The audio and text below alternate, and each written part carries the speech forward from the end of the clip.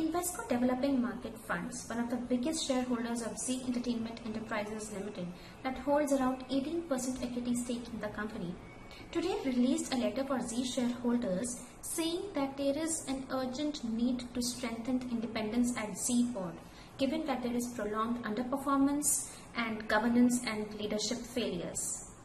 It said that it is disappointed to see how the Zee board has resorted to public relations campaign in response to the overwhelming demand from the shareholders to effect leadership changes at Zee.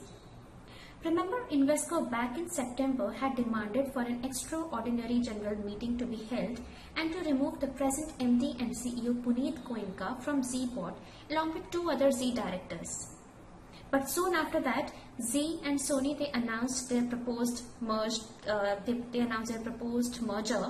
with a clause that Punit Goenka would remain at Zee board. Invesco today said that while it welcomes such a deal, there are a few clauses that raise concerns. For example, this non-binding agreement, it gives 2% equity stake to Zee promoters in the guise of non-competence, while the MD and CEO would continue to run the proposed merged entity for the next 5 years. Invesco said that it dilutes the interest of the ordinary shareholders and it is unfair to them.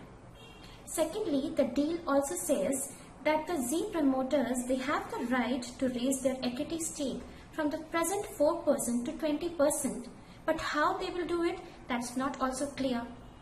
If they will be issued some warrants or other financial instruments and at what price, if that will be advantageous to the promoters at the cost of ordinary shareholders, that's not known.